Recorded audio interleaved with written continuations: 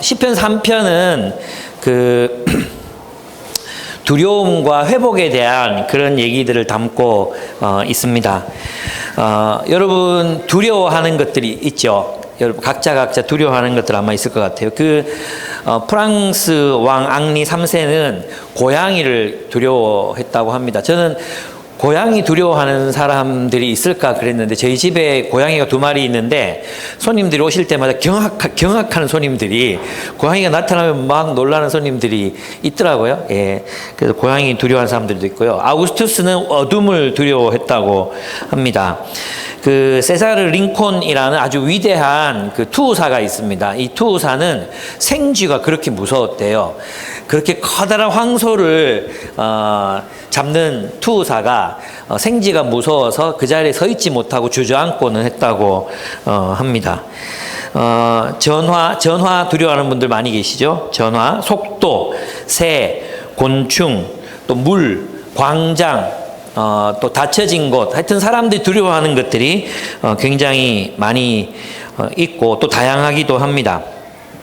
어떤 두려움은 좋은 것입니다. 왜냐하면 두려워해야 조심할 수 있기 때문입니다. 물 두려워하지 않고 막 뛰어들었다가 죽기도 하고, 불 무서워하지 않으면 또 불을 내기도 합니다. 그래서 본능적인 두려움은 우리를 보호하기 위해서 하나님이 주신 감정이지만, 그러나 너무 두려워서 그 두려움에 사로잡히거나 또 두려움의 노예가 되면 그것은 나쁜 두려움이라고 할 수 있습니다. 왜냐하면 두려움은 하나님이 주신 인생을 충만하게 누리지 못하게 하기 때문입니다. 두려움은 우리를 작아지게 만듭니다. 자신 안으로만 이제 이렇게 파고들게 만듭니다. 새로운 것을 시도하지도 못하게 하고 또 모험을 감행하지도 못하게 하는 것이 바로 두려움입니다. 두려움은 자기 속으로 자아를 후퇴시켜서 타자와의 만남을 거부하게 만들기도 합니다. 두려움에 사로잡힌 사람들, 사람에 대한 두려움, 또 거절감에 대한 두려움, 또 평가에 대한 두려움을 가진 사람들은 사람들의 좋은 점, 사람들의 호의, 이러한 것들을 누릴 수 없게 됩니다. 또 두려움은 사람들로 하여금 분노하게 만들어서 화염을 내뿜어서 주변의 사람들의 화상을 입히기도 합니다.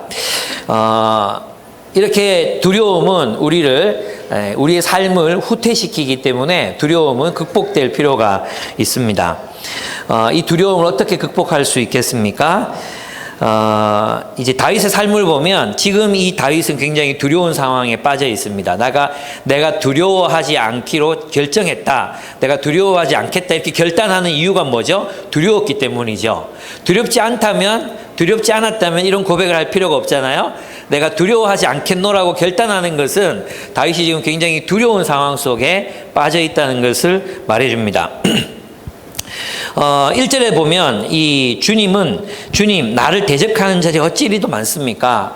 이 다윗 주변에는 정말 대적들이 많았습니다. 다윗의 인생을 이렇게 놓고 보면 거의 대부분의 인생을 적들과 싸우면서, 적들을 피하면서 살아야 했던 그런 인생이었습니다.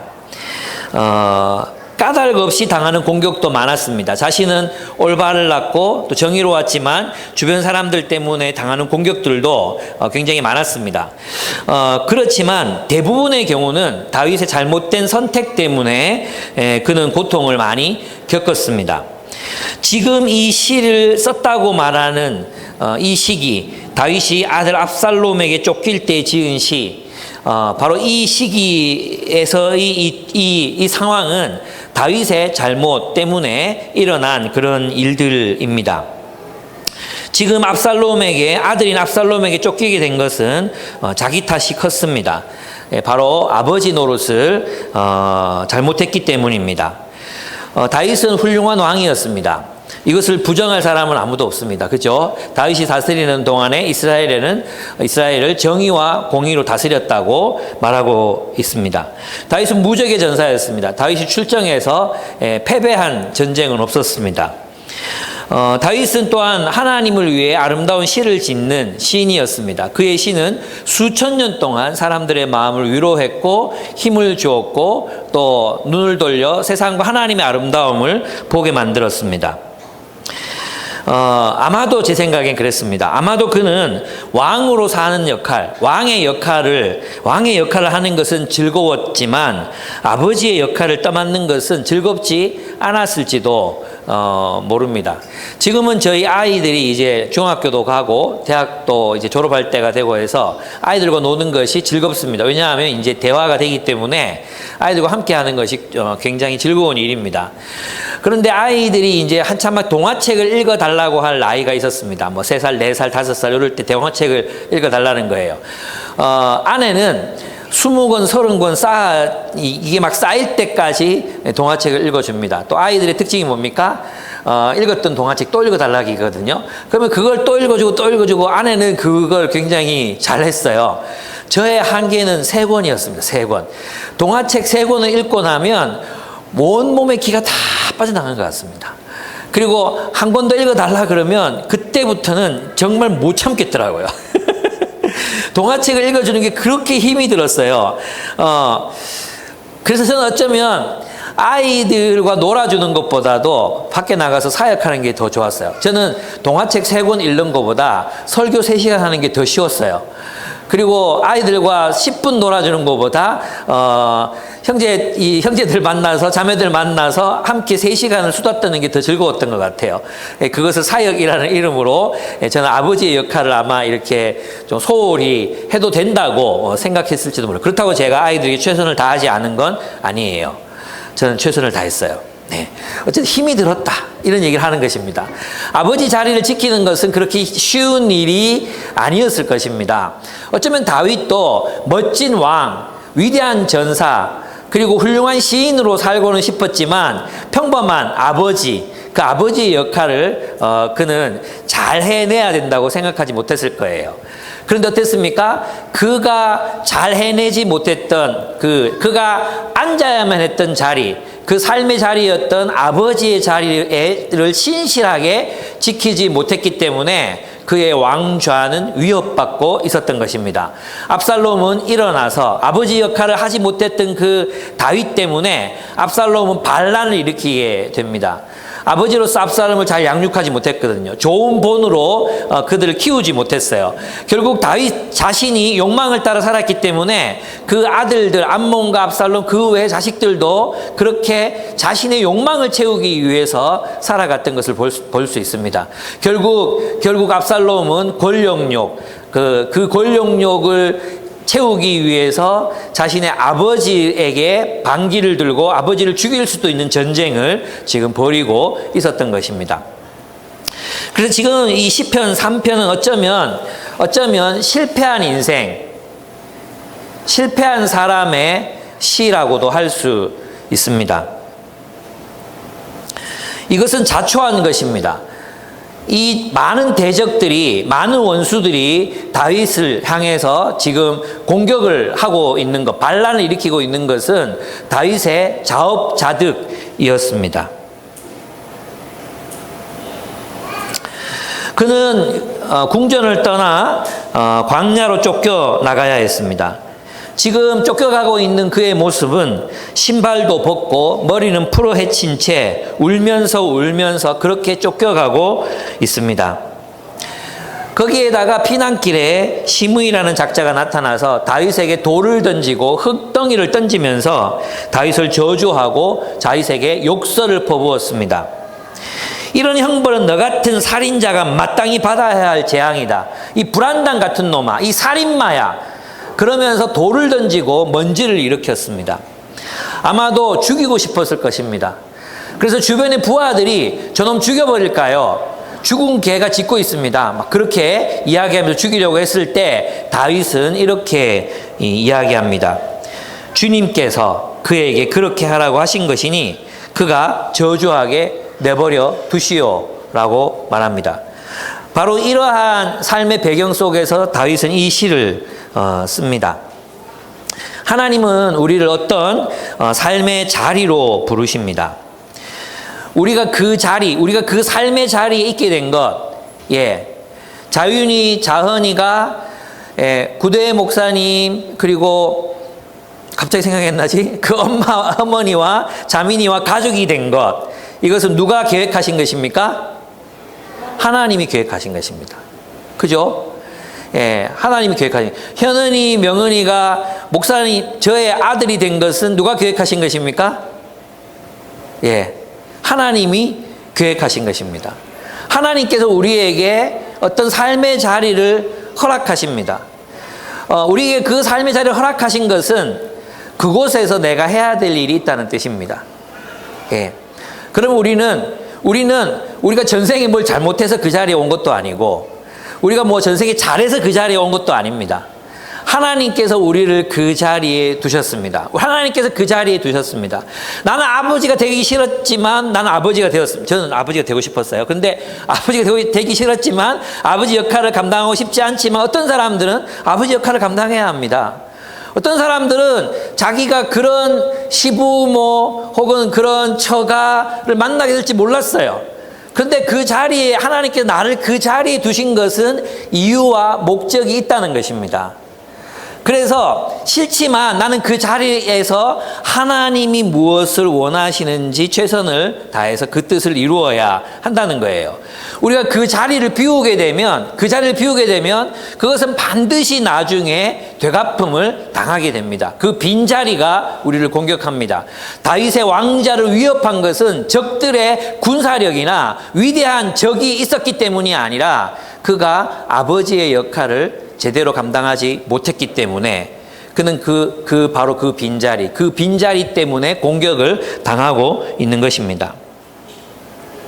우리가 그 자리에서 하나님이 우리를 두신 목적을 망각하거나 무시할 때 우리는 그 결과로 인해 고통을 받을 수 있습니다. 우리는 있잖아요. 그 삶의 자리를 피해버리고 싶습니다. 피해버리고 싶어요. 도망가고 싶어요. 그래서 숨겨진 하나님의 얼굴이라는 책을 쓴 세실 머피라는 분은 자신이나 많은 사람들이 그 고통스러운 상황을 피할 수 있다면, 그 고통스러운 상황을 피해버리면 우리 삶이 순조롭고 평온할 것이라고 생각하지만 사실은 그렇지 않다고 그는 말합니다. 그는 이렇게 적었습니다.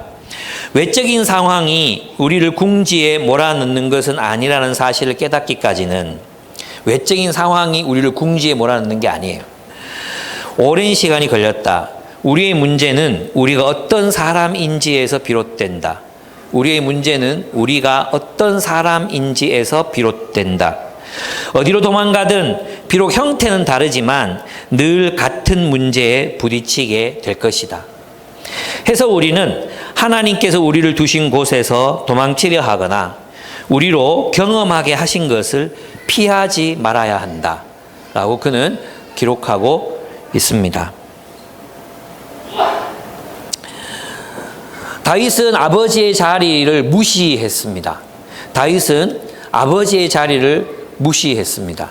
그 결과 압살롬이라는 대적에 의해 추격을 당하고 있습니다. 그는 어쩌면 아들에 의해 살해당할지도 모릅니다. 다윗은 회복될 수 있겠습니까? 희망이 있을까요?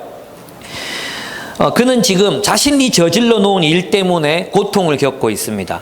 다른 사람의 실수가 아니라 자신이 저질러 놓은 일의 열매를, 그 쓰라린 열매를 먹고 있는 중입니다. 그래서 사람들은 그에게 이렇게 말했습니다. 그가 하나님의 형벌을 받고 있다고, 이제는 하나님도 그를 돕지 않는다고, 남의 아내를 빼앗고 그의 남편을 그렇게 비열하고 잔인하게 죽이더니 하나님이 너를 버리셨다고, 하나님이 그를 버리셨다고 그는 사람들이 욕하고 비난하고 있었습니다. 과연 회복이 가능할까요? 우리의 삶에도 이러한 일들이 들이닥칠 때가 있습니다.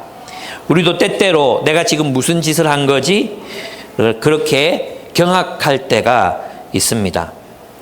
화가 나서 마구 소리를 지르고 난 후에 실수했다고 느낄 때도 있지만 화살은 이미 그의 가슴에 박힌 후입니다.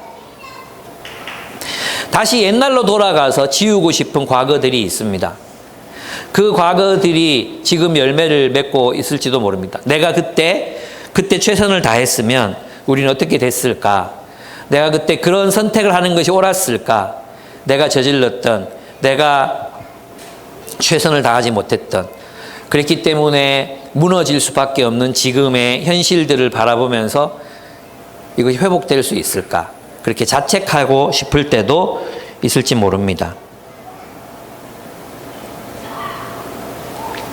다시 그때로 돌아가 지우고 싶은 과거들도 우리의 기억 속에서 되살아나서 우리를 괴롭힙니다. 깨어진 어떤 관계들은 다시 회복되기가 불가능합니다. 그런데 다윗은 지금 두려워하지 않기로 결단합니다. 이는 그가 두려워했다는 것을 말해줍니다. 다윗은 압살롬에게 쫓기면서 무엇이 두려웠을까요? 다윗을 두렵게 했던 것이 무엇이었을까요? 다윗의 압살롬의 군대? 압살롬의 군대였을까요? 저는 그렇지 않다고 생각해요. 왜냐하면 천만 대군이 두렵지 않다고 이렇게 얘기하잖아요. 근데 압살롬의 지금 다윗은 있잖아요. 사실은 왕궁으로 다시 돌아올 수 있다는 가능성을 훨씬 더 높게 생각하고 있어요. 예. 사무엘상을 읽어보면 다윗은 내가 이 싸움에서 이길 수 있을까? 이렇게 생각하지 않아요. 그런 돌아올 걸 예상하고 있습니다, 사실은. 그러니까 지금 다윗이 두려워하는 것을 있잖아요. 제가 볼 때 압살롬이 아니에요.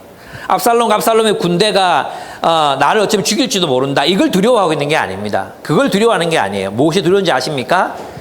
다윗이 그 광야에서 사냥감처럼 쫓기면서도 포기하지 않았던 하나님 나라에 대한 꿈, 하나님의 정의와 공의가 다스리는, 하나님의 헤세드가 다스리는 그런 하나님의 나라를 세우겠다는 그 노력, 그 모든 애씀, 피땀, 고생, 굶주림, 그 모든 것들을 다 이기면서도 이겨내며 그 죽음의 공포를 극복해가며 세워가고자 했던 하나님의 나라, 자신이 그 모든 걸 이제 망가뜨려 버린 것입니다.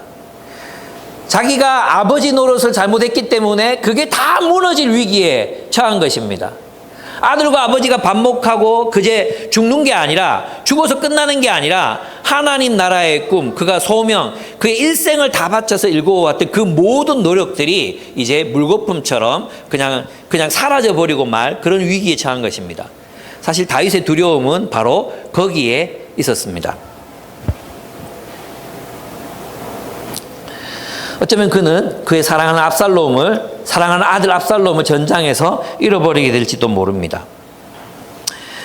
그렇습니다. 우리도 때때로 이렇게 우리의 삶이 무너질까, 모든 우리가 노력하고 애썼던, 세워왔던 그 모든 것들, 내 인생이 이제는 부정당하고 내가 노력해왔던 그 모든 것들이 아무것도 아니고 마치 바닷물에 파도에 휩쓸려 내려가는 모래성처럼 그냥 사라져버리고 마는 것은 아닐까.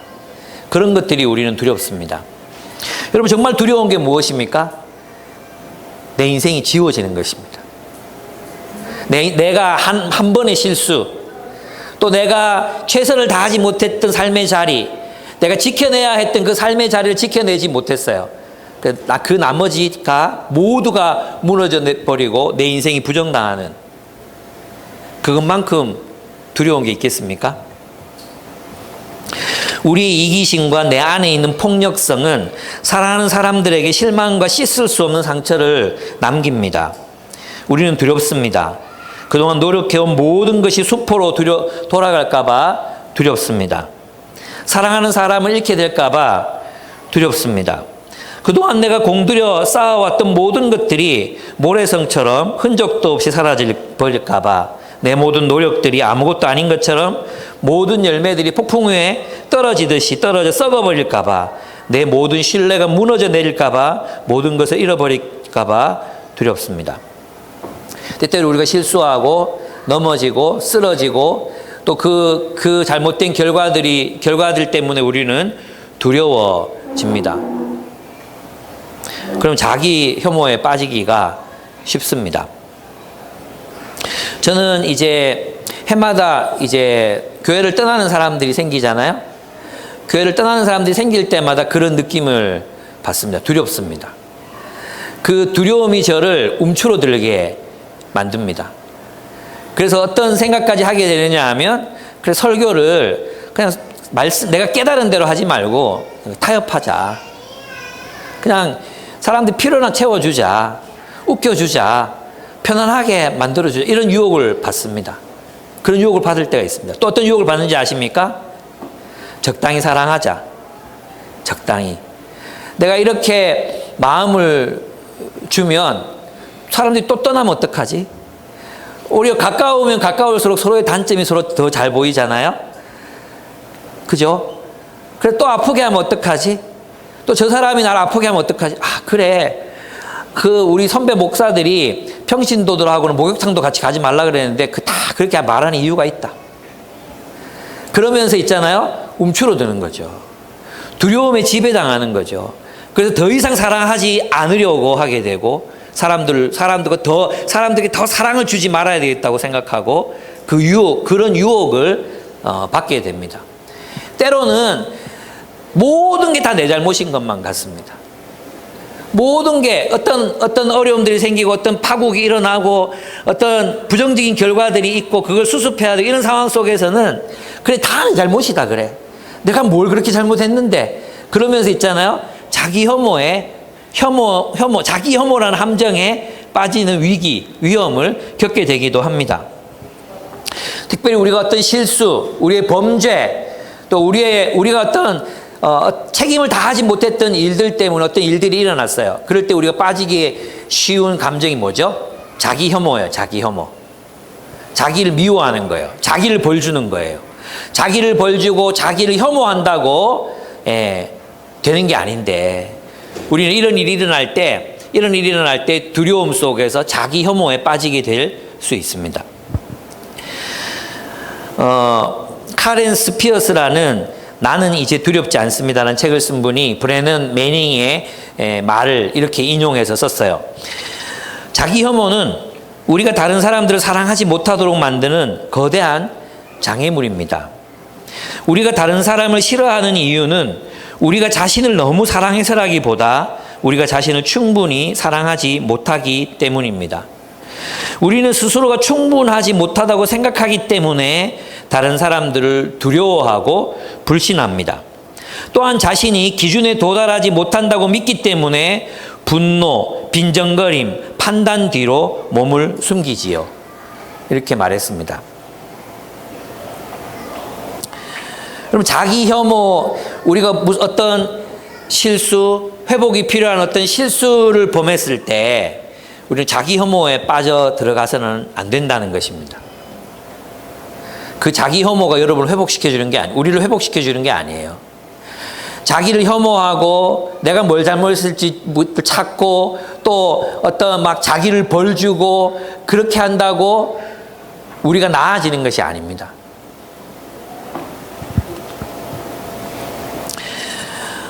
다윗은 이때 자기 때문에 아들이 자기를 공격하는 상황이 됐잖아요. 그죠? 다윗은 이때 두려워하지 않기로 결단합니다. 두려워하지 않기로 결단하고 하나님을 신뢰하기로 결정합니다. 저는 이것이 굉장히 중요하다고 생각해요. 그는 두려움에 사로잡히지 않기로 결단했습니다. 왜 그랬겠습니까? 두려움에 사로잡히면 아무것도 할 수 없기 때문입니다. 그는 두려움에 사로잡히지 않고 하나님의 신뢰함으로 회복시켜 주시기를 간청하기로 하나님께 회복을 구하기로 결단합니다. 그래서 그는 하나님을 신뢰함으로 하나님께 회복을 간청합니다. 나를 구원해 주소서. 나를 여기 이 상황, 이 파멸적인 상황, 아들이 나를 공격해 오고 나는 파멸당할 수밖에 없고 내 모든 꿈들과 하나님 앞에서 꾸었던 그 모든 꿈들과 자기가 사랑했던 자기를 사랑하는 그 모든 사람들이 파멸당할 위기, 하나님 나라의 꿈이 소멸될 위기, 그리고 자기가 사랑하는 사람들이 잃어버릴 그런 위기 속에서 그는 하나님 앞에 회복을 간구합니다. 그분을 신뢰하기로 결단합니다. 두려움에 빠지지 않기로 결단하는 것입니다. 여러분, 때때로 우리가 끝이라고 이제 우리의 관계는 회복할 수 없고 또 끝이라고 여기고 싶을 때가 있습니다. 내가 모든 걸 망쳐버렸어. 내가 모든 걸 다 망쳐버렸어. 이런 생각이 들 때가 있습니다. 내가 내 가정을 다 망쳐버렸어. 내가 친구 관계를 엉망으로 만들어버렸어. 내가 우리 회사를 엉망진창으로 만들어버렸어. 돌이킬 수 없어. 그 상황 속에서 우리가 해야 되는 건 자기 혐오의 감정에 빠지는 것이 아니라 지금 다윗은 뭘 하고 있습니까? 하나님을 신뢰하기로 결정하고 결단하고 있습니다. 여러분, 두려움의 반대말이 뭔지 아십니까? 두려움의 반대말. 두려움의 반대말은 용기라고 생각하잖아요. 두려워하지 말고 용기를 내! 이런 말을 많이 하잖아요. 그죠? 두려움의 반대말은 용기가 아닙니다. 확신도 아닙니다. 두려움의 반대말은 신뢰입니다. 신뢰. 여러분 있잖아요. 수영 못하는 사람이 물이 두려운 게 당연하죠. 그죠? 물을 보면 두렵죠. 그러면 뭐 해야 돼요? 들어가면 안 돼요. 그죠? 수영 못하는 사람은 깊은 물에 들어가면 안 돼요. 맞죠? 근데 물이 너무 두렵다. 이 두려움을 극복해야겠어. 그래서 물로 뛰어들어가. 용기를 내서 물로 뛰어들어가. 그럼 어떻게 돼요? 아주 죽어요. 예.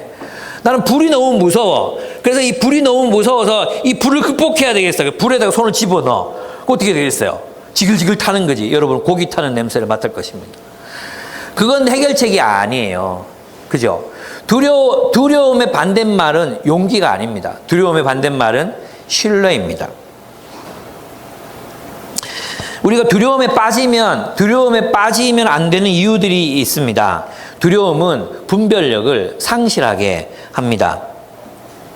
두려움은 분별력을 상실하게 해요. 그래서 오늘날 우리 한국교회 근본주의자들을 보면 두려움 때문에 분별력을 상실한 그리스도인들이 굉장히 많이 있습니다.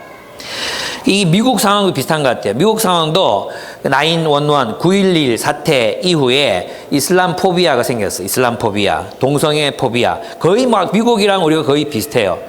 우리 근본주의자들이 두려워하는 거 세 가지가 있습니다. 무엇이 있습니까? 동성애, 이슬람, 그리고 공산주의입니다. 사회주의입니다. 사회주의. 예. 동성애, 이슬람, 사회주의. 그래서 이제 이 카렌 스피스의 그 나는 이제 두렵지 않습니다. 그 책에 나오는 글을 한번 읽어드리면, 근본주의자들은 늘 자신이 포위되어 있다고 생각한다. 그들은 소망 때문이 아니라 종교가 제공하는 권력 때문에 종교를 필요로 한다. 권력 때문에 종교를 필요로 한다. 굉장히 중요한 말입니다. 적을 색출해 지목해야만 권력을 질 수 있다. 적이야 늘 존재하지만 없더라도 만들어내야 한다. 적이 없다면 두려움도 없고 두려움이 없다면 권력도 없기 때문이다. 그래서 적을 만들고 두려움을 만들어서 사람들을 통제하려고 한다는 것입니다. 지배하려고 한다는 것입니다. 그리고 많은 근본주의자들이 이러한 두려움에 빠져서 분별력을 상실하고 있습니다. 무엇이 옳고 그른지를 상실하고 있습니다. 그래서 여러분, 두려움 때문에 여러분 두려움에 사로잡히면 그 두려움 때문에 올바른 결정을 내리기가 어려워집니다. 극단적인 결정을 하거나 선택을 하게 될 확률이 높아진다는 것입니다. 그럼 두려움에 빠지면 안 됩니다. 왜? 두려움은 우리의 분별력을 상실하게 만들기 때문이에요. 네. 두려움은 건강하지 못한 분노를 만듭니다. 그래서 우리의 감정을 병들게 만들죠. 분노는 두려움의 가면이라고 누가 얘기했습니다. 사람들은 두려워할 때 가장 분노합니다. 그럼 곤충이 두려우면 어떻게 합니까? 곤충이 너무 무섭잖아요? 죽이죠. 그죠? 죽여요. 그죠? 그렇게 우리는 두려움 때문에 분노하고 폭력을 행사하는 것입니다. 아까 말씀드렸지만 오늘날 한국의 근본주의자들이 두려워하는 그 세 가지는 동성애, 이슬람, 그리고 공산주의라고 말했습니다. 사실 이들은 우리가 두려워할 대상이 아니라 긍휼히 여겨야 될 대상들이거든요. 그죠? 긍휼히 여겨야 될 대상들인데 마치 우리는 동성애자들이 기독교를 말살시킬 것처럼 생각하고 오히려 그 전에 우리가 동성애자들을 말살시켜야 된다고 근본주의자들은 생각합니다. 이슬람도 마찬가지입니다. 이슬람이 우리 한국, 대한민국을 온 세계를 위한, 온 세계 선교 기지로 만들려고 지금 이슬람 노동자들을 막 파송하고 있다고 그렇게 우리는 믿어왔습니다. 근데 이슬람이 들어온 지 굉장히 꽤 됐는데, 뭐 그렇게 되고 있는지 잘 모르겠습니다. 사회주의도 마찬가지. 이미 우리 안에 사회주의 정책이 이미 많이 들어와 있잖아요. 이미 많이 들어와 있음에도 불구하고 우리는 굉장히 아직 막 안 들어와 있는 것처럼 막 막아야 된다고 생각합니다. 왜 그런지 아십니까? 이 두려움은 바로 무지에서 나오기 때문입니다. 무지, 모르는 데서 이 두려움이 나오기 때문이에요. 사실 동성애에 대해서도 동성애는 우리가 두려워할 대상이 아니라 뭐라고요? 긍휼히 여겨야 될 대상이라고 했잖아요. 여러분 친구들 중에 자신의 동성애적 성향 때문에 막 고민하는 사람을 친구로 둔 사람들은 동성애자들을 그렇게 두려워하지 않습니다. 긍휼히 여기죠. 예, 참 안 됐다. 제가 아는 목사님 한 분이 그랬는데 그 젊은 나이에 남자인데 이성을 보고 가슴이 막 뛰어야 되는데 동성을 보면서 막 가슴이 뛰고 있으니까 자기도 얼마나 힘들겠냐 이런 얘기를 하시더라고요. 저는 그 이야기에 굉장히 공감이 갔어요. 그렇다고 제가 동성애를 우리 교회 안에서 허용한다든지 그런 건 아닙니다. 성경이 그것에 대해서 또 허용하고 있다든지 저는 그렇게 말할 생각은 없습니다. 두려워해서는 안 된다는 것입니다.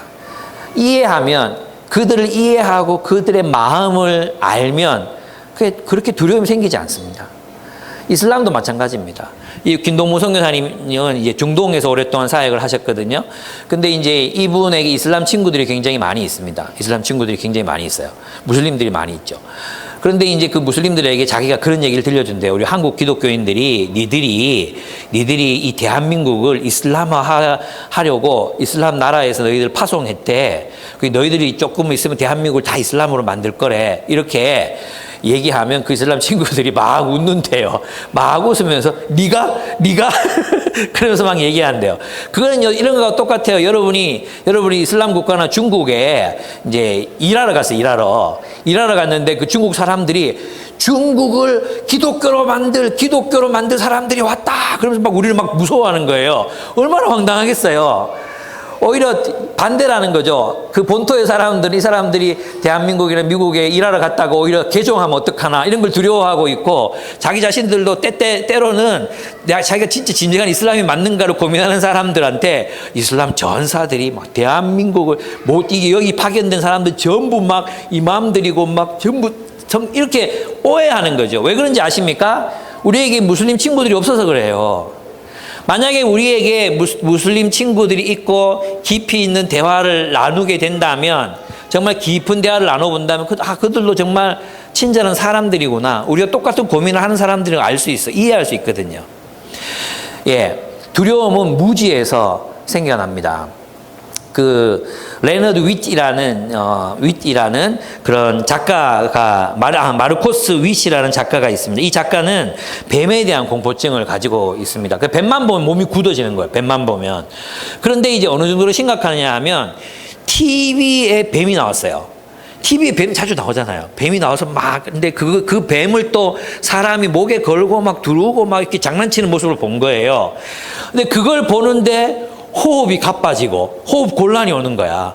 그리고 막 몸이 굳어지는 거야. 아이들이 꼬맹이들인데 이 꼬맹이들이 아버지가 뱀을 무서워한다는 걸 알아. 그래가지고 막 아빠 그러면서 막 뱀 흉내를 막 내고 막 그런 걸 보고 자기가 뱀에 대한 공포를 극복해야 생각을 한 거예요. 그러면서 뭘 했는지 아십니까? 뱀 공부를 시작했어. 뱀에 대해 뱀의 종류, 뱀의 비늘, 뱀의 혓바닥, 그리고 뱀의 눈, 뱀을 어떻게 먹이를 먹는가, 뱀 때문에 죽는 사람 1년에 몇 명인가, 이런 것들 연구를 한 거예요. 그렇게 연구하다 보니까 뱀이 사랑스러운 동물이라는 걸 알게 됐어요. 그리고 나서 뱀에 대한 공포증을 극복할 수 있었대요. 예. 이렇게 두려움은 우리의 무지로부터 찾아올 수 있습니다. 동성애, 이슬람, 사회주의 마찬가지입니다. 알면 그렇게 두려워할 거 아니거든요. 그렇게 무서워할 게 아니고 우리가 긍휼히 여겨야 될 것들인데 사람들이 공포에 빠져 있어요. 그 두려움에 빠져 있어요. 코로나도 마찬가지예요. 코로나도 과학적으로 생각하면 여러분들이 코로나에 걸릴 확률은 거의 없어요. 거의. 예. 공항에서 막 직접 사람들 만나고 사람들 막 부비고 막 이렇게 하지 않는 이상 지금 여러분이 코로나를 걸리는 거 거의 기적에 가까운 일이에요. 과학적으로 생각하는 말이에요. 과학적으로. 그런데 두려움에 빠지게 되면 아무것도 못하는 거야. 아무것도. 두려움은 그래서 건강하지 못한 분노를 만들어요. 그래서 근본주의 기독교인이 하는 게 뭐예요? 동성애자들을 다 불태워 죽이라고 명령했다. 동성애자들 어떻게 축복할 수 있느냐. 그리고 그 동성애자들을 축복했다고 해서 그 사람을 막 심판하라고 지금 막 그 데모하고 막 교인들이 체라기도 하고 막 그러고 있거든요. 감리교단에서. 그런 일들이 일어나는, 그 분별력을 상실한 일들이죠. 또한 두려움은 인생을 즐기지 못하도록 위축시킵니다. 두려움에 빠지면요, 만나야 될 사람들을 만나지 못하게 만들어요. 그죠? 아까 얘기했죠. 저도 그래요. 저도 때때로 여러분들 정말 막 마음껏 사랑하고 싶고 내 마음 다 막 얘기하고, 저는 그렇게 하는 편이에요. 하려고 노력해요. 위축되고 싶지 않아요. 저는 두려움에 빠져서 사랑해야 될 사람, 헌신해야 될 사람, 그리고 결국 배신당할 건데 내가 왜 이렇게 사랑해야 돼? 그리고 뭐 카톡에 글 올려도 아무도 답도 안 하는데 내가 왜 이걸 올려야 돼? 막 이런 생각이 들어서 안 한다고 생각해 보세요. 그럼 얼마나 웃긴 일이겠어요. 그죠? 그렇게 하면 안 되는 거죠. 그래서 저는 그래, 배신당할 때 배신당하더라도 이 사람이 떠나더라도 있는 동안 사랑하자. 최선을 다하자. 그리고 하나님의 말씀이라면 그래, 뭐 그것 때문에 기분 나빠서 떠났다고 하면 할 수 없지. 하나님 말씀이니까 최선을 다하자. 이러는 거예요. 두려움에 빠져서 살고 싶지는 않아요. 두려움에 빠져서 하나님이 내게 주신 인생을 스스로 위축시켜서 축소시켜서 그 축소된 안에서 그 두려움 안에서 인생을 살고 싶지 않아요. 저는 인생을 만끽하고 싶어요. 만끽하고 싶어요. 아까 얘기 드렸던 카렌 스피어스라는 이 여자분이거든요. 이분은 진짜 이분이 쓴 책들을 한번 읽어보시면 좋겠어요. 글이 정말 재밌어요. 정말 재밌고 또 위트도 넘치고 막 그렇거든요. 근데 이분이 뭐라고 얘기했느냐 하면, 이분에게 어떤 두려움이 있냐 하면, 이분은 이제 아주 어릴 때, 그러니까 아버지가, 어머니가 22살 때니까 아마 이분들이 거의 동갑이었을 거예요. 그죠? 하사라고 하는 거 보니까 이 아버님이 이제 군인이셨어요. 그리고 월남전 때 파병을 받아가지고 월남전에서 월남인들하고 싸우다가 돌아가신 거예요. 폭탄에 맞아가지고. 그래서 이제 이분의 마음속에는 베트남 사람들에 대한 두려움, 막연한 두려움, 막연한 거부감, 이런 게 있었던 거죠. 그리고 뭐 특별히 그들을 사랑해야 된다는 거 생각도 안 해봤대요. 베트남 사람 생각하면 자기 아버지를 죽게 만든 사람, 그런 두려움이 있었다는 거죠. 그리고 이분에게는 또 비행기를 오래 타는 거에 대한 두려움이 있었어요. 비행기를 이제 저도 그런데 비행기를 타지 않았어요. 여러분, 생각보다 비행기가 이륙할 때 그 느낌이 너무너무 무서운 사람들이 있습니다. 저는 진짜 무서웠어요. 처음에 비행기를 탈 때는 정말 무서웠거든요. 그래서 막 기도하고 막 땀 찔찔 흘리고 있으면 옆에서 간사님 왜 그러세요? 목사님 왜 그러세요? 막 그럴 정도로 저는 막 그게 두렵고 공포스러웠거든요. 이분도 그랬어요. 그리고 또 한 가지가 이분에게 이제 있었는데, 그게 뱀에 대한 또 뱀 무서워하는 사람들이 많아요. 뱀을 또 굉장히 무서워했답니다. 근데 그런 그녀가 메콩강에 도착해서 어떤 행사를 하게 됐어요. 왜 베트남에 가게 됐냐면, 베트남에서 부모를 잃어버린 자녀들, 베트남에서 전쟁으로 부모를 잃어버린 그 자녀들을 초청을 하는 행사가 있었던 거죠. 그래가지고 그 베트남에 가서 이제 여러 가지 베트남 음식들도 먹고 베트남 문화도 즐기고 이렇게 하면서 하는 거예요. 그럼 베트남에 가려면 뭘 타야 돼요? 비행기를 타야 되잖아요. 비행기를 타야 돼요. 그 비행기를 탔어요. 타고 내렸어요. 안전했어요. 그리고 베트남 사람들이 만들어준 요리를 먹었어요. 맛있었어요. 그 베트남 사람들에 대한 거부감이 사라지기 시작했어요. 그리고 이제 그분들이 메콩강을 메콩강을 관광을 시켜주고 거기에서 또 행사를 했는데, 그 행사가 뭐냐 하면 뱀을 들고 와가지고 이 뱀을 한번 들어보고 싶어서 손을 들어보라 그랬대요. 근데 이 베트남 무서워하고 비행기 무서워했던 이 카렌 스피어스가 손을 번쩍 들고 제가 들어보겠다고 나가서 뱀을 들었대요. 그렇게 무섭지 않았다고 그녀는 고백합니다. 그녀는 이렇게 말했습니다. 한 가지는 분명했다. 그것은 내가 가장 두려워하던 비행의 두려움과 오랫동안 적으로 생각해온 베트남 사람들에 대한 두려움을 내가 이미 내 손에 쥐어보았다는 사실이다. 그 둘에 비한다면 비단뱀은 아무것도 아니었다. 계속해서 그녀는 이렇게 말합니다. 두려움 때문에 약해지는 경험을 해보지 못한 사람에게는 나의 베트남 여행이 그렇게 위대한 승리처럼 보이지 않을 것이다. 그러나 그런 두려움을 겪어본 사람이라면 믿음을 실천해야 한다는 내 말의 의미를 이해할 것이다. 온 힘을 다해 홀로 기도할 수는 있겠지만 실제로 발을 떼어 비행기에 오르지 않는다면 믿음을 실천한 것이 아니다.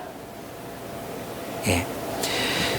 실현에 대한 두려움 때문에 이성교제를 아예 하지 않으려고 마음먹으신 분들 계시죠. 예. 헤어져 본 경험, 또 실패한 경험 때문에 인간관계를 아예 시도하지 않으려는 사람들이 계시죠. 예. 여러분의 부모님들이 결혼에 실패했기 때문에 나도 결혼하지 않아야 되겠다고 생각하는 사람들이 계시죠. 그죠? 그런 모험 따위는 내가 감행하지 않겠어. 그렇게 생각하시지 않나요? 진실한 인간관계를 맺는 게 두려워요. 왜? 그 인간관계를 맺고 난 뒤에 내가 버림받아 봤거든요. 버림당했거든요. 그런 사람들이 계시죠. 두려움 때문에 여러분이 어떤 행동을 결정한다면 여러분의 인생은 심하게 위축될 수밖에 없습니다. 하나님이 누리라고 하신 온 세상, 그 세상을 우리는 충만하게 누리지 못할 것입니다. 여러분 인생을 살기는 살 것입니다. 두려움에 빠져서요. 두려움에 지배당하는 채로 살아갈 것입니다. 그러나 인생을 만끽하며 누리지 못할 것입니다. 선택은 여러분의 몫입니다.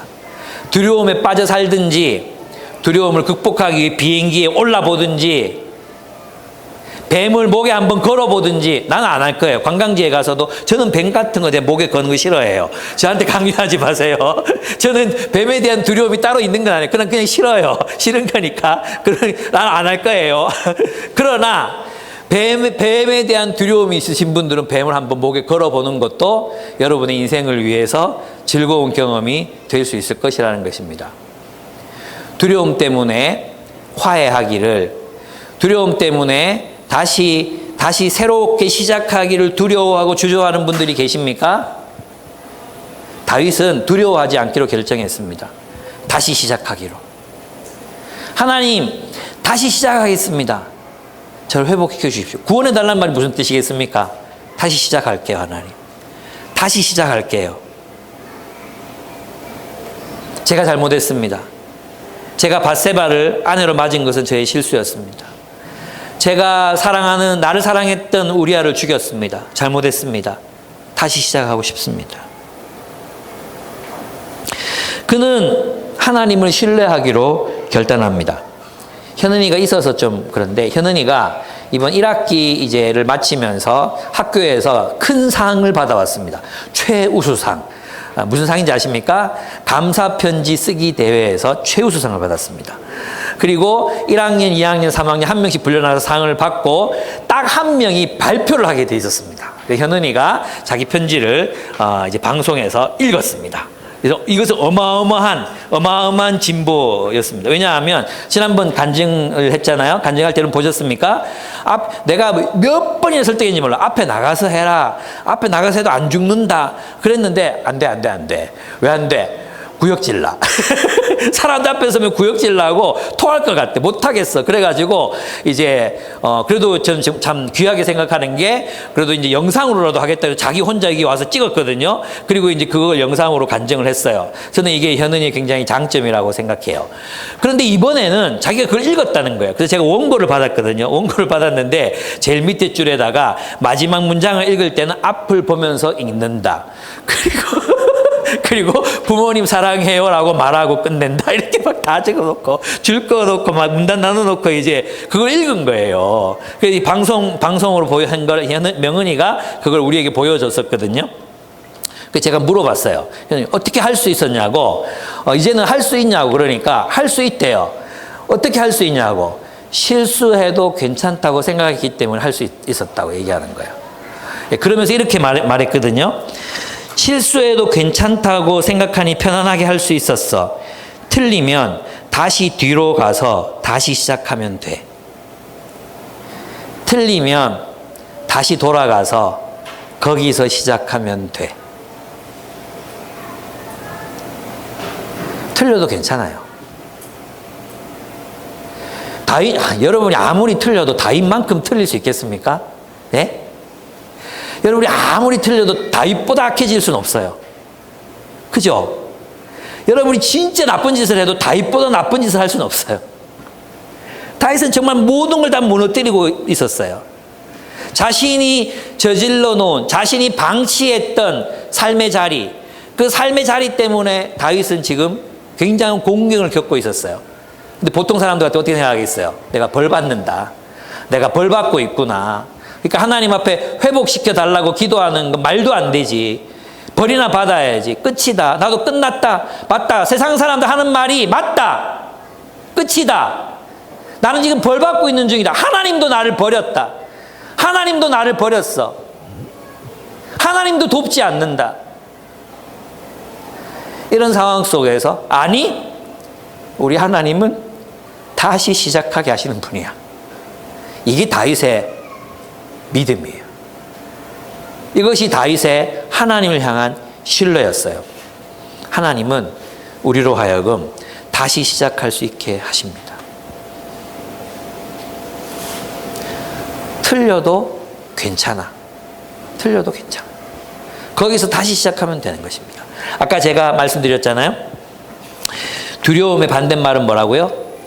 신뢰라고요. 신뢰. 여러분, 제가 이제 그 대학교 때 학생 리더들을 데리고 간사 때였는지 정확하게 간사 때였는지 대학교 4학년 때인지 모르겠는데 학생들과 함께 지리산 피아골 계곡을 갔어요. 근데 그 피아골 계곡이 넓은 데가 있기는 하지만 깊은 데 들어가면 이제 키가 넘어가거든요. 근데 조금만 나오면 발이 닿기 때문에 그렇게 위험하지 않아요.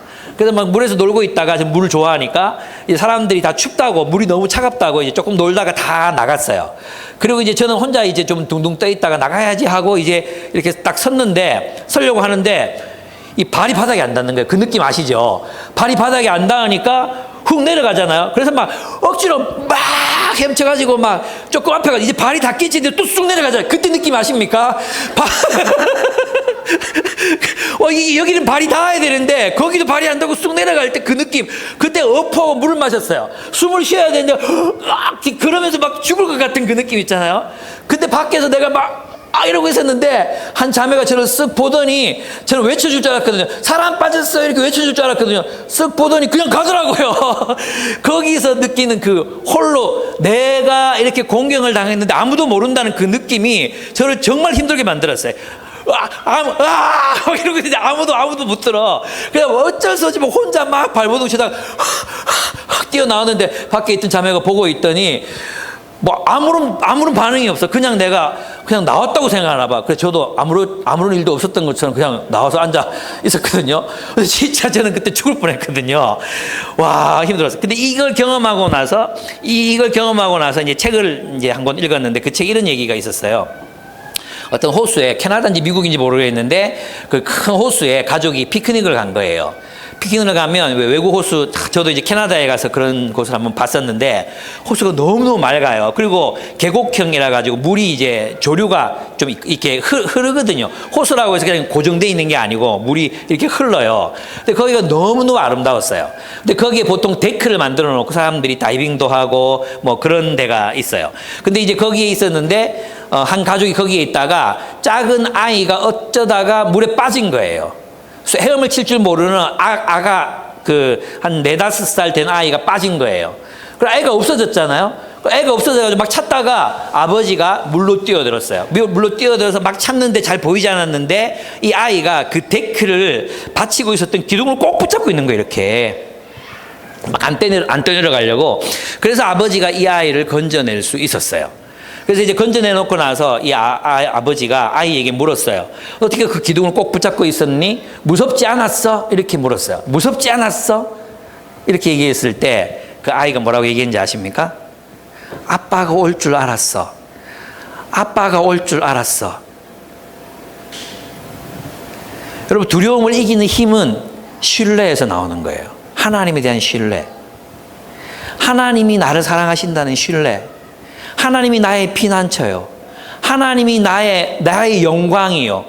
나의 머리를 들게 하시는 분이시고, 하나님이 나를 구원하시는 분이시라는, 하나님이 나를 사랑하신다는 그 확신, 비록 내가 모든 것을 망가뜨려 버렸고, 내가 하나님 뜻대로 살지 못했고, 내가 실패했고, 내가 모든 걸 무너지게 만들었다 할지라도 하나님이 여전히 나를 사랑하시고 내 편이 되어 있을 것이라는 그 신뢰 때문에 다윗은 새로 시작할 수 있었던 것입니다.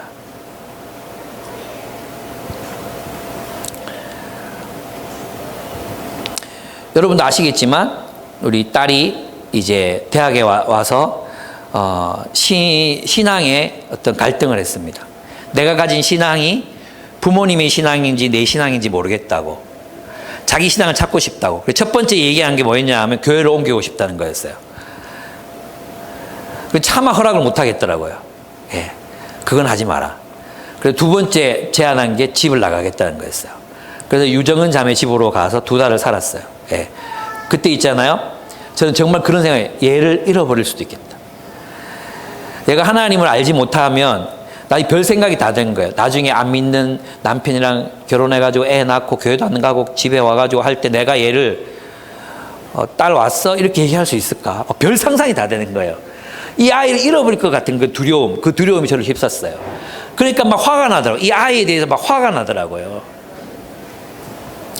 그러다가 이제 이번에 이제 1년 동안 자기가 취업 준비하겠다고 이제 나가서 자취하고 있거든요. 영대 앞에서 자취하면서 이제 그때 정은자매랑 지혜자매랑 뭐 한 3사람하고 같이 이렇게 3사람이 같이 영대 앞에서 자취하면서 공부도 하고 뭐 공동체 생활도 하고 또 교회 사람들하고도 만나고 그러고 좋은 시간을 보내고 있어요. 그래서 저는 그 기간이 1년이라고 생각했거든요. 근데 지난주에 이제 비가 많이 와서 집에 이제 데려다 주면서 그것도 난 그 데려다 줄 때마다 그런 생각이 드는 거예요. 이게 뭐 차로 10분밖에 안 되는 거리거든. 차로 10분밖에 안 되는 거리에 자취라니 이게 무슨 짓인가 이런 생각도 들고, 또 주말에 오잖아요. 그럼 오기 전에 아내랑 제가 앉아서 얘 오면 뭐해 먹일까 이런 생각하고 있는 거예요. 시집 간 것도 아닌데 우리가 무슨 짓을 하고 있는 거지 이런 생각이 막 들고 막 그래가지고 화가 나 있는데, 좀 화가 났었어요. 그리고 이제 태워주려고 가는데 얘가 이제 니 계속 이렇게 살 거가 내가 물었거든요. 이렇게 사는 게 뭔데? 그래 나가서 살 거냐고? 그럼 이러는 거예요. 아니 내 생각에는 1년만 살고 들어와서 정상적인 가정생활을 하고 누나 노릇도 하고 그렇게 잘 살아보고 가족끼리 정말 알콩달콩 살아보고 나가는 게 나의 계획이었거든요. 그래서 나는 마음의 준비가 전혀 안 돼 있는데 그럼 지금 독립이란 말이가? 이런 생각이 들면서 막 화가 얼마나 나는지 모르겠어요. 제가 왜 화가 났을까요? 이 아이를 잃어버릴 수도 있겠다는 생각이 드는 거죠. 근데 아이가 그런 생각이 들었어요. 유보가 너 왜 그렇게 화가 나 있어? 그래서 이제 간사님들한테 내가 지금 생각하는 게 이상한 거냐고 하면서 애들이 같이 살고 싶은 아빠 마음이 이상한 거냐고 내가 막 물어봤거든요. 제가 잘못 물어봤어요. 간사들이 대부분 중학교 때 집을 다 나왔더라고요. 우리 교회 가서 경관, 해리 뭐 다 어릴 때 재신 뭐 다 집 나와서 살았던 사람이라 괜찮아요. 집 나와서 오히려 가정의 소중함을 많이 느꼈어요. 익혀 쌓고 말이야. 그래가지고 제 마음에 있잖아요. 아이가 이제 대학교 때 내렸던 결정이 생각이 나면서 그때 이런 생각했거든요. 얘가 밖에 나가서 자신의 하나님을 만나고 자기가 하나님 만나는 경험들이 점점 더 많아지고 있고 지금은 이제 고백이나 얘기 들어보면 정말 많이 성장했다는 걸 느껴요. 어떤 느낌이었냐면 하나님이 나는 내가 모든 걸 해야 된다고 생각했어요. 근데 하나님이 얘를 사랑하시는구나. 내가 하나님을 신뢰하지 못했구나 이런 생각이 드는 거예요. 최근에 이 사건을 겪으면서도 그래 하나님이 얘를 사랑하시지. 비록 내가 원하는 어떤 그림을 내가 그리지 못할지라도 하나님이 얘를 사랑하시지. 내가 하나님 신뢰해야지. 그러니까 내가 내 두려움을 내려놓기로 했어요. 때로는 그래서 제가 이제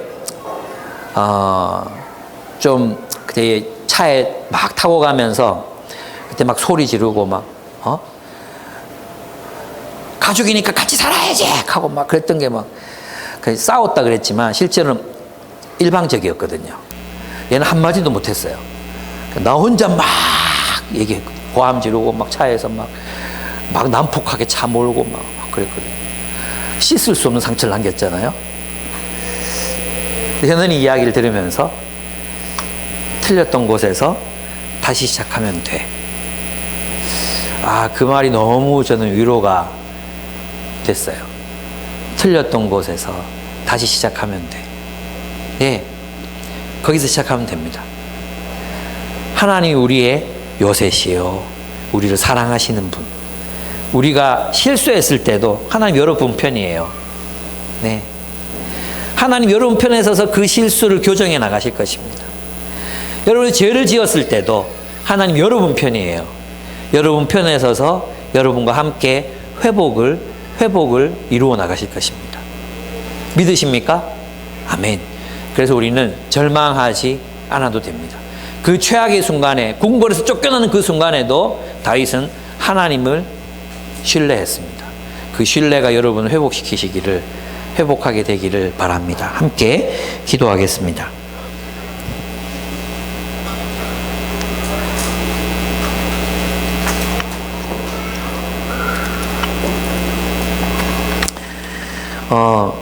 여러분을 두렵게 하는 것은 무엇입니까? 여러분이 인생에 후회하고 있는 것은 무엇입니까? 내가 다 망쳐버렸다. 내가 다 망쳐버렸다. 내 탓이다. 여러분 그렇게 느끼고 있는 그런 부분들은 없습니까? 하나님 앞에 아뢰시다. 그리고 하나님께 도와달라고 간청합시다. 하나님, 내 탓이고 내 잘못이었습니다. 압니다. 그래서 나의 대적들이 이렇게 많습니다. 내가 이렇게 고생하고 있습니다. 그러나 하나님은 나로 하여금 다시 시작하게 하실 수 있는 분이십니다. 여러분의 과거의 실수, 실패로 위축되어 있는 부분은 없습니까? 내가 인간관계에서 실패했던 경험들 때문에 더 이상 인간관계 맺지 않고 있는 부분은 없습니까? 내가 사랑했다가 배신당한 경험 때문에 더 이상 사랑하기를 포기하고 계시는 부분은 없습니까? 내가 주를 위해 살았다가 내 인생이 뭔가 망가지는 느낌이 들었기 때문에 더 이상 헌신하기 싫어하시는 그런 부분들은 없습니까? 그런 모든 경험들을 주님 앞에 아뢰고, 주님, 내가 틀렸던 곳에서 다시 시작하겠습니다. 저를 회복시켜 주십시오. 우리 그렇게 주님 앞에 기도드리기를 원합니다. 함께 기도하시겠습니다.